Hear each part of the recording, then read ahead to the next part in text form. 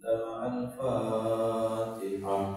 أعوذ بالله من الشيطان الرجيم. بسم الله الرحمن الرحيم.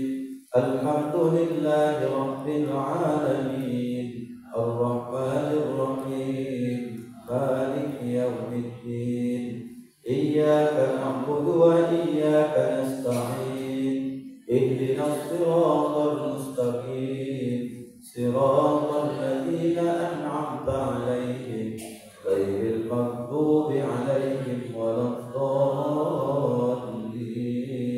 آمين. Bismillahirrahmanirrahim. Assalamualaikum warahmatullahi wabarakatuh. Alhamdulillahilladzi ahyana ba'dama amatana wa ilaihin nusyur. Asyhadu an la ilaha illallahul malikul haqqul mubin wa asyhadu anna Muhammadar Rasulullah shadiqul wa'dil amin. Allahumma shalli wa sallim wa barik ala sayyidina Muhammadin wa ala alihi wa sahbihi wa sallim ajma'in. Amma ba'du. Subhanaka la ilma lana illa ma 'allamtana innaka antal alimul hakim. Wa qala rabbi shrah li sadri wa yassir li amri wahlul 'uqdatam min lisani yafqahu qawli. Shadaqallahul 'azim. Allahumma faqihna fid din wa 'allimna at-ta'wil wahdina ila siratikal mustaqim.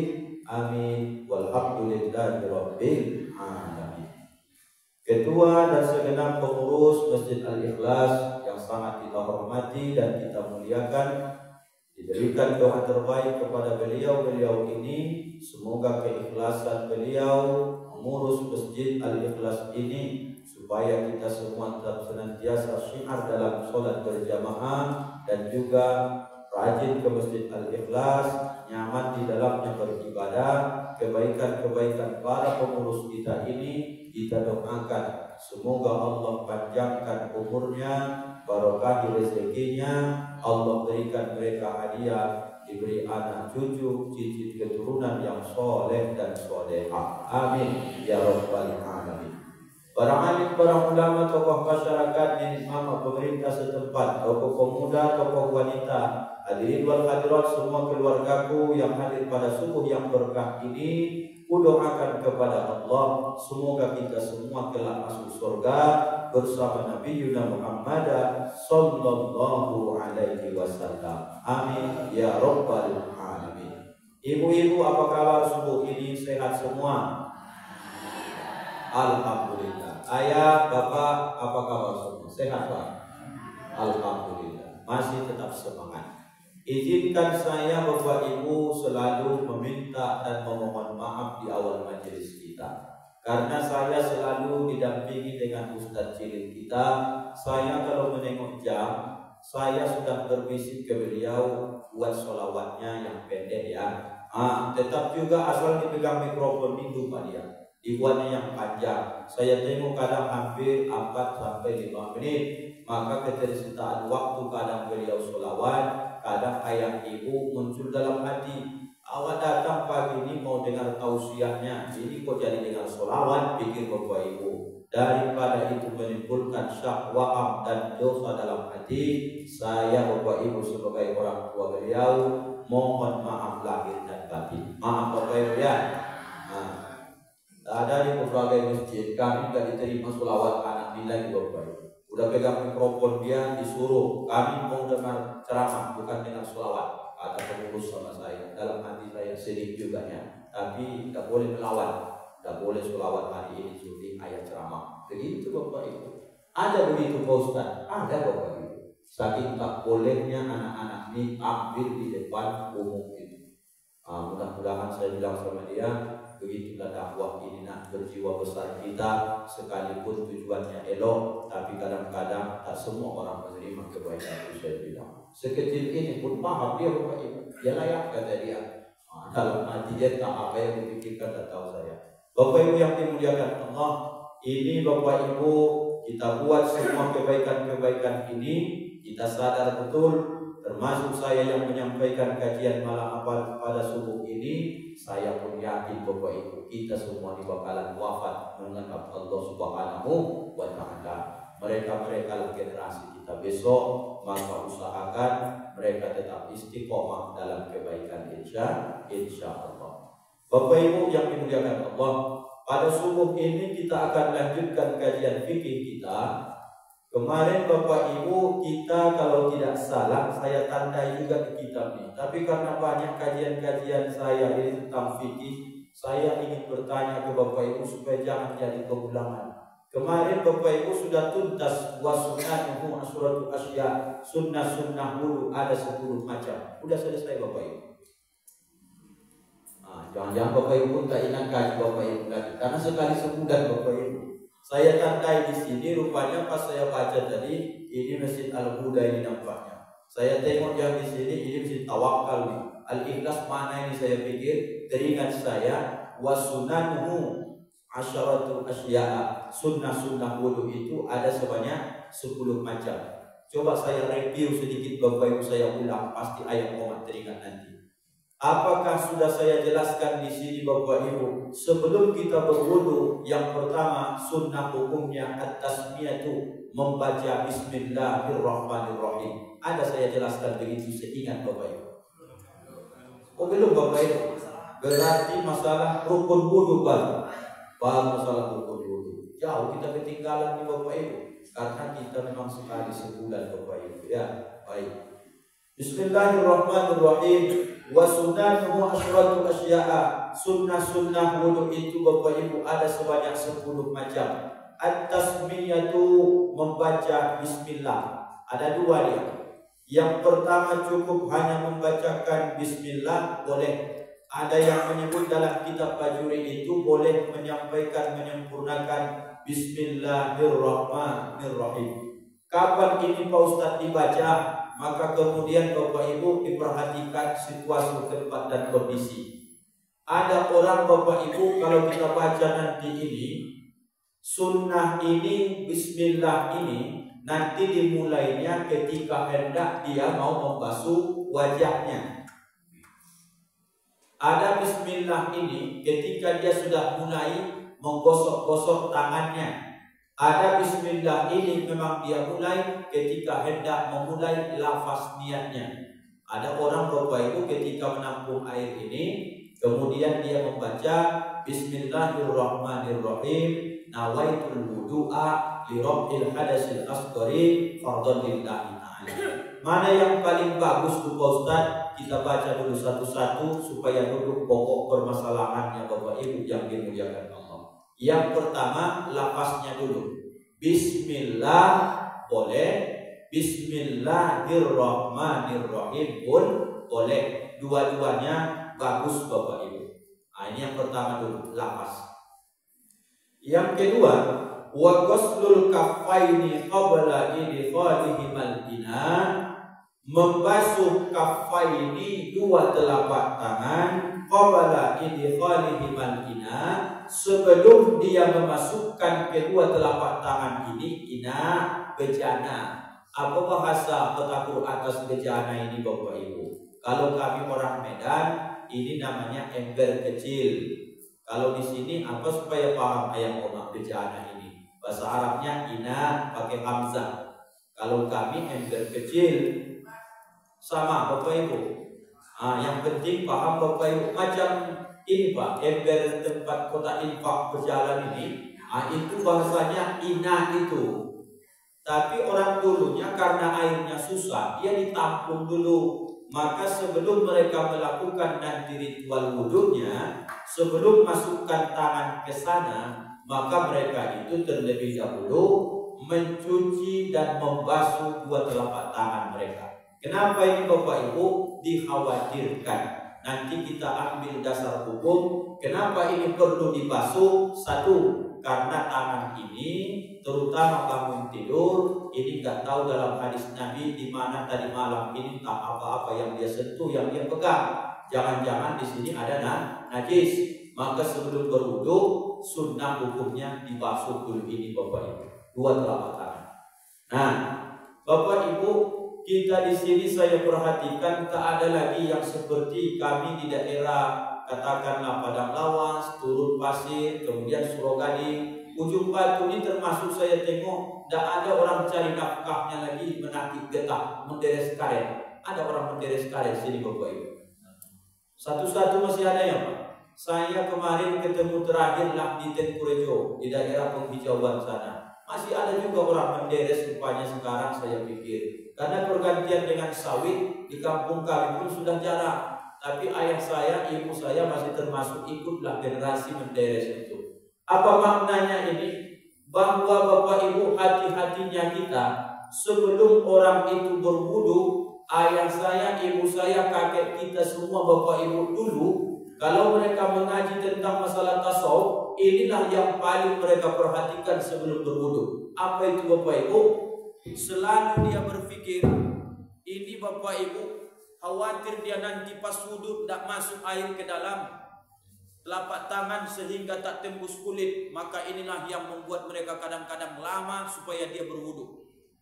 Kalau tempat kami pancuran namanya Bapak Ibu, ataupun nanti sekarang pakai keran, itu sebelum wudu Pak, lama dulu menguliti sisa-sisa karet yang menempel di tangan. Karena dia tahu asal sudah masuk nanti fardu wudu yang pernah kita kaji sebelumnya, asal ada benda menghalangi tidak masuknya air membasahi kulit dalam basuhan wajib wudu, maka wudunya tidak sah. Kalau wudunya tidak sah, berarti sholatnya pun tidak sah. Maka gara-gara itulah orang tua kita Bapak Ibu sangat takut betul mereka itu menggosok-gosok tangan mereka. Bagi Bapak Ibu yang belum pernah mungkin cari nafkah dengan menakik getah ini, saya jelaskan ilmunya supaya dikiaskan. Bapak Ibu yang suka mancing ada juga kan? Bapak-bapak terutama yang suka mancing. Tengok contoh dalam kitab itu nanti Bapak Ibu ya, ada di situ katanya sebenarnya dibuatnya kias mata ikan atau nasi yang mengering. Bahasa kitanya, sisik-sisik ikan itu, terutama ikan-ikan yang ditangkap kemudian dia berjam-jam baru kemudian kita bersihkan, itu peluang sisik itu Bapak Ibu menempel di tangan ada kemungkinan besar. Maka kemudian yang suka memancing pun perhatikan betul, terutama bagian tangan dengan kaki. Ini fokus tangan dulu. Yang menyisik ikan adalah tangan, peluang sisik itu nanti menempel mengering ada dia Bapak Ibu. Coba loncat kajinya ke depan. Seandainya Pak Ustadz setelah aku selesai sholat ucapkan salam, kemudian nampak pula di punggung tangan kananku ini ada nasi tadi mengering di sini. Bagaimana status sholatku tadi Pak Ustadz? Maka muncul disebut dengan syak, ragu. Maka wuduklah kembali, sholatmu tadi namanya harus diulang, sholat iadah namanya Bapak Ibu. Inilah pentingnya ilmu ini. Maka sebelum masuk bab wuduk, bersihkan dulu betul. Ini sunnahnya. Kalau nanti Pak Ustadz aku selesai sholat, tiba-tiba Bapak Ibu kita ini di rumah kadang-kadang gak jelas juga. Kaki kita ini habis wudhu dari kamar mandi. Tidak semua Bapak Ibu rumah kita ini sudah di keramik. Kadang-kadang masih ada, maaf, enggak contoh saja, lantai rumah kita ini masih ada mungkin yang lantai semen biasa. Atau kadang kamar mandi itu ke ruang tengah keramik. Antara kamar mandi kadang-kadang ke ruang tengah, maaf, masih lantai tanah. Kadang Bapak Ibu memang pakai sendalnya, tapi di sendal tadi ada rupanya nasi. Kadang-kadang anak makan tidak teratur, tercecer dia, terinjak.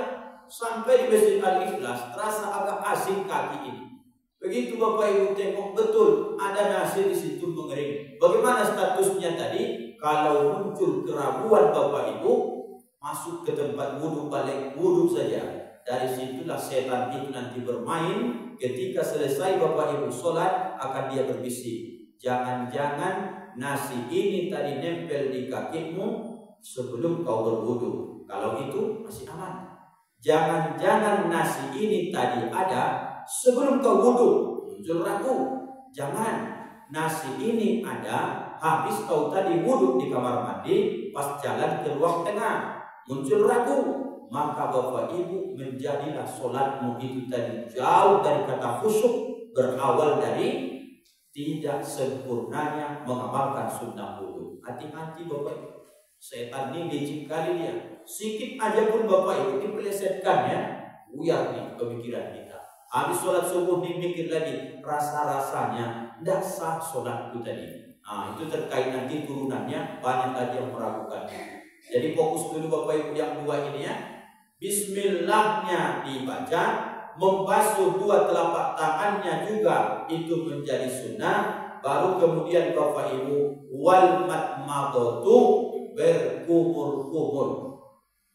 Kumur-kumur ini Bapak Ibu jangan dibatasi harus sekali, dua kali, tiga kali. Bagaimana barometer ukuran kumur-kumur di Pak Ustadz? Sampai Bapak Ibu merasa bahwa sisa-sisa makanan yang mungkin tersangkut di sela gigi, di lubang gigi, bersih, terasa, plong dia. Itulah Bapak Ibu batas kumur-kumur itu sebenarnya.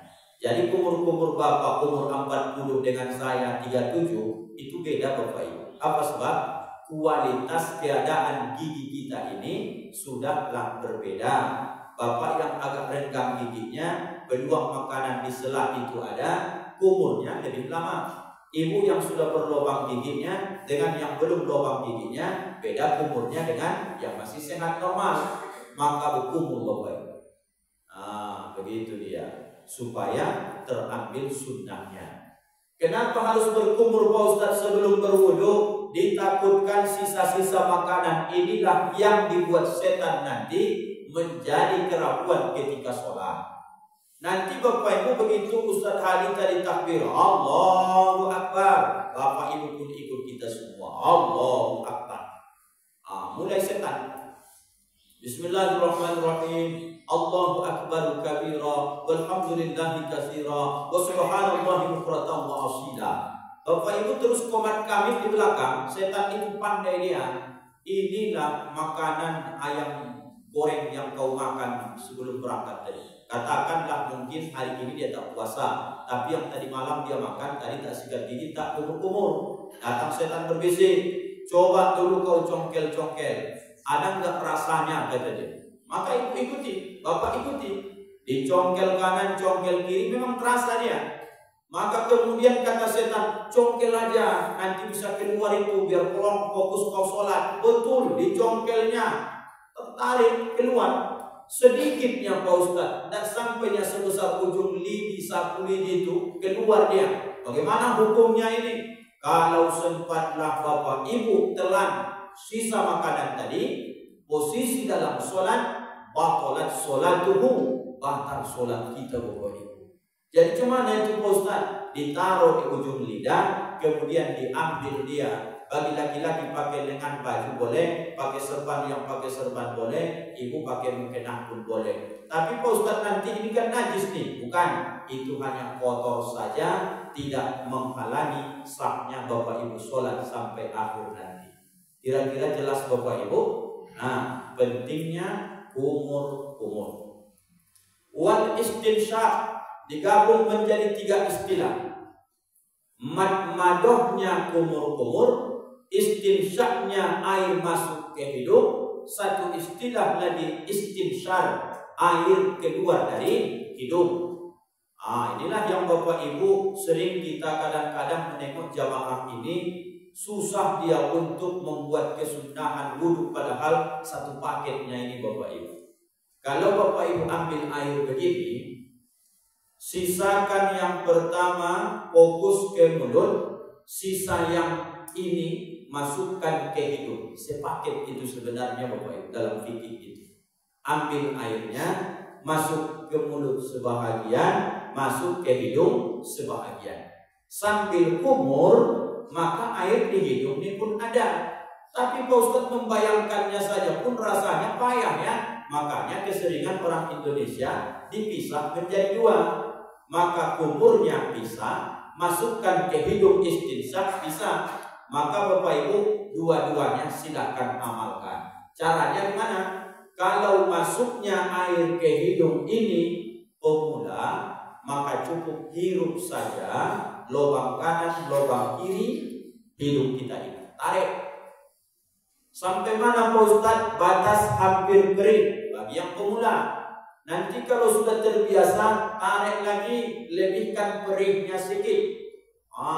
Habis itu Bapak Ibu paling puncaknya, masukkan air itu dari lubang hidung kanan. Nanti setelah airnya di dalam, tutup dia. Maka yang terbuka adalah lubang hidung sebelah kiri. Masuk airnya dari kanan, keluarnya dari kiri. Maka inilah yang membuat supaya oksigen ini lancar ke otak kita. Kalau dalam bahasa kesehatannya Bapak Ibu, maka orang yang sering peluh, batuk-batuk, kadang-kadang alergi, itu kalau bahasa medisnya ini bakalan keluar orang ini akan kena penyakit sinusitis namanya.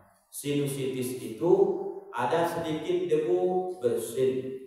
Gejala itu Pak, agak dingin sedikit cuaca, bersin-bersin, alergi angin kadang, alergi debu kadang, cuaca kadang. Ini lagi musim buah-buahan Pak, penyakit makin datang karena perkawinan antara ini dengan ini mulai muncul, banyak keluar hewan-hewan. Itu bisa alergi juga bulu-bulu mereka itu. Maka sering ayam oma itu hasil. Begitu dia. Itu peluang nanti di sini menumpuk. Maka kalau ini mengeras, bahasa medisnya sinusitis. Kalau nanti mulai bungu suaranya, gak juga diperdulikan, maka dia akan mengkristal. Awalnya dia darah dulu, baru kemudian bernanah, bercampur yang dua ini keras dia. Solusinya cuma satu. Biasa orang ininya dibelah, kemudian diambil yang keras tadi, barulah kemudian dikontrol nanti beberapa lama waktu. Bagaimana sinusitis di Pak? Bisa mematikan? Bisa Bapak Ibu. Apa sebab? Karena yang dia sumbat adalah pernapasan. Rupanya di agama kita sudah diajarkannya tentang sunnah istinsyak namanya. Begitu Bapak Ibu. Ibu sudah pernah praktekkan ini. Masukkan air ke hidung, buang. Saya tengok banyak masyarakat ini masukkan air ke hidung, masukkannya jarinya ke dalam. Goyang-goyang. Boleh begitu Pak Ustaz. Tujuannya penting supaya bersih. Tapi itu zohirnya. Yang dikorek-korek, dicongkel-congkel pakai jari ini, itu zohirnya. Tapi batinnya batas. Nah, nanti pada lembar masalah saum puasa, ini juga akan ditentukan hukumnya. Sampai manakah batasnya air itu masuk ke hidung, dianggap puasanya tetap sah dan dianggap batal. Sekilas Bapak Ibu, apabila ketika sedang puasa seseorang, dia tetap istinsyak masukkan air ke hidung kalau mau berwudu, apabila yang dia masukkan air itu tidak sampai batas perihnya ketika dia tarik, maka puasanya tetap aman, tidak ada batalnya itu Bapak Ibu. Tapi kalau sudah sampai batas perih, batal puasanya karena menyentuh bagian batinnya. Begitu Bapak Ibu. Wa masku jami'ir ra'si, kemudian Bapak Ibu menyapu sekalian kepala. Kalau di bab fardunya menyapu sebahagian, ini menyapu sekalian. Maka nanti jangan disalahkan pula orang sampai di kamar mandi dibukanya pecinya. Ibu yang bagian di perempuan ini dibukanya jilbab mukenahnya. Kenapa dia buat begitu? Dia tampung air 2 telapak tangan, kemudian dia buang airnya. Sisa air yang di telapak tangan ini dia sapukan dari depan sampai ke belakang Bapak Ibu. Artinya dia basahkan rambutnya. Kenapa kau lakukan begitu? Mana ada wudhu begitu? Dia belum berwudhu. Dia sedang mengambil sunnah wudhu Bapak Ibu. Ada kami tengok begitu Pak Ustaz. Memang dia basahkan semua pas wudhu itu. Dia ingin menyempurnakan wudhunya. Kalau yang fardunya hanya menyapu sebahagian kecil saja, 1 helai basah jadi, 3 helai juga bagus, melebihi juga bagus. Yang mana Pak Ustaz? Ditentukan tidak. Asal yang dekat dengan pertumbuhan rambut kepala. Artinya yang dibasuh kebiasaan kita harus yang depan. Padahal setelah mengaji, yang ini pun boleh, yang belakang pun boleh, kiri ini pun boleh, depan ini kebiasaan kita. Intinya, ibu kalau mau wudhu nanti di tempat ruang terbuka, tidak usahlah buka-buka mukena. tidak usah buka jilbab, nanti auratmu terbuka aurat haram. Mengambil sunnah ini hukumnya tentang sunnah, maka usahakan basuhnya, nyapunya tinggal yang ininya saja. Sah itu Pak Ustaz, sah Bapak Ibu, karena koedahnya rambut yang tumbuhnya masih sekitaran yang dekat dengan kepala. Yang nggak boleh ujungnya itu disapu, itu yang tak sah Bapak Ibu. Itu jelas tuh. Wa maskul ujunaini zahirihima wa batinihima bima'in jadid. Menyapu dua telinga, membasuh, menyapu dibuatnya sini Bapak Ibu, dua telinga yang zahir dan batinnya. Ini zahir, kelopak ini yang nampak di Bapak Ibu. Maka orang Islam ini disuruh supaya bersih dia, diusahakan Bapak Ibu sebelum berwudu ini supaya jangan ada di sini kotoran-kotoran. Betul Bapak Ibu, betul-betul disapu begitu. Didatangkan airnya begini, mau dibasuh pun sekalian bagus juga lah Bapak Ibu. Batinnya cemana Pak Ustaz? Minimal masukkan telunjukmu, goyang-goyangkan sedikit ke dalam. Tapi orang dulu, ini masih alumni tahun 70, 80, 90 kita nih Bapak Ibu, itu biasanya kita ini orang-orang bersih. Insya Allah kita masih perhatikan tentang kotoran-kotoran telinga. Kita masih sering mengambil bulu ayam, kita korek-korek telinga. Sekarang udah canggih lagi, ada ketempat dikorek telinga di Bapak Ibu. Ibu masih ikut yang mengkorek telinga pakai bulu ayam? Masih, ini alumni saya masih ini, yang seumuran saya pun masih ikut itu. Tapi anak sekarang kalau dibuat bulu ayam korek telinga, apa ayam nih jorok kata dia, karena ada yang baru sekarang ketempat namanya korek telinga. Nah, ini juga bagian dari kesunahan. Wa tahlilul lihyatil kassah, bagi bapak-bapak yang punya jenggot kassah yang tebal, ini juga sunnah hukumnya diselang-selangi sebelum berwudu. Apa sebab? Jenggot yang tebal ini dia masih sebatas tumbuh nanti di bagian yang wajib dibasuh di area wajah. Dia kan jenggotnya sampai ke sini dia. Sementara batas basuhan wajib wudu itu dalam wajah ini adalah mengikuti tulang yang disebut dengan dagu ini Bapak Ibu. Jenggot Bapak ini sampai ke sini, maka dia sunnah hukumnya sebelum berwudu ada dua cara. Basahkan tanganmu dengan air, caranya dengan menyisir, boleh dalam fikih begitu.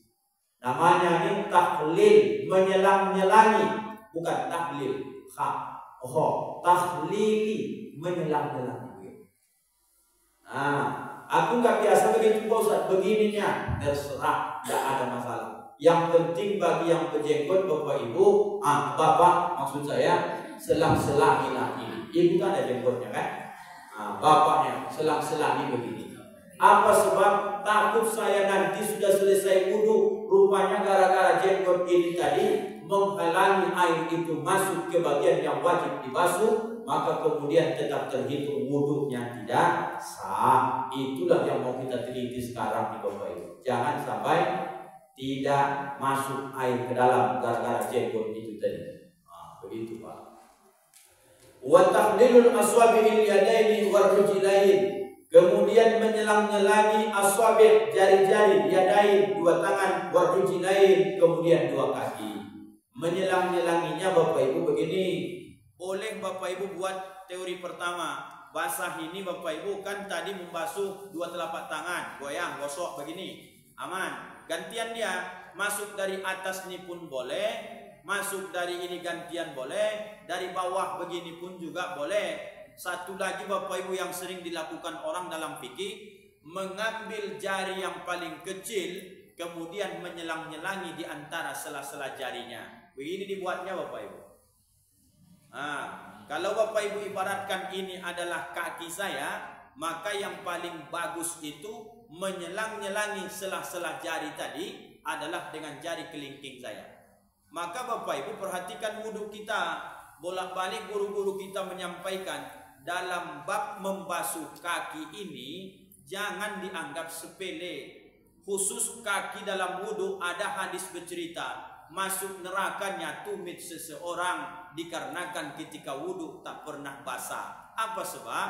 Karena yang dia pikirkan asal ketika nanti basuh wajah ini kan dekat dengan tangan. Membasuh tangan ini pula dekatnya mudah dijangkau. Kepala demikian, telinga juga mengambil sunnah mudah. Tapi orang kalau sudah kena penyakit pinggang kadang, itu yang susah tuh bagi dia. Makanya solusinya dia sering membasuh tangan ini, dihidupkannya air keran itu, ditendang-tendangnya aja air itu. Udah sahnya itu pikirnya. Mana bisa Bapak Ibu? Ingat ya Pak, apabila cerita membasuh, maka airnya yang ditumpahkan ke situ, dan Bapak wajib sama Ibu menggosok itu tadi. Pegang kakimu Bapak Ibu. Maka karena pengurus Masjid Al-Ikhlas ini orangnya berilmu, ditaruhnya saya tengok tadi saya pun berwudu, ada dibuatkan di bawah pancuran keran itu, dibuat pelang besi dia. Supaya ayah sama omak, kalau perempuan mungkin ada juga kan Bu, memudahkan ayah dan omak supaya bisa angkat kakinya sedikit supaya jangan jatuh. Di masjid lain mana ada itu Pak Ustadz kan, main apa aja, kalau bisa dia angkat syukur, kalau nggak bisa kacau. Kami pun di Al-Hidayah Pak, dekat parkiran itu kami buatkan sengaja di situ tempat duduk khusus, karena kami tahu Bapak Ibu banyak yang sudah tak tahan kalau nanti diangkat kaki sebelah takut jatuh. Kami sediakan Pak tempat duduk, kami buat dari semen supaya mengajari jamaah ini jangan nanti ketika membasuh kaki ini dianggap membasuhnya hanya sekedar basah selesai. Jangan Pak, pegang Bapak Ibu kaki itu dan jangan sampai salah basuh. Salah basuh gimana Pak Ustaz? Heboh dia membasuh mulai dari lutut sampai betis, bersih dibasuhnya. Lupa dia membasuh wajib ujung jari sampai mata kaki. Ini salah basuh namanya di Bapak Ibu. Dibasuhnya betisnya, lupa dia membasuh ujung jari kaki sampai mata kaki. Lebih bagusnya Bapak Ibu fokus, basuh saja ujung jarimu ke mata kakimu, sekalipun tak kau basuh betismu, sahnya wudhumu Bapak Ibu. Jangan dibalik Bapak Ibu ya.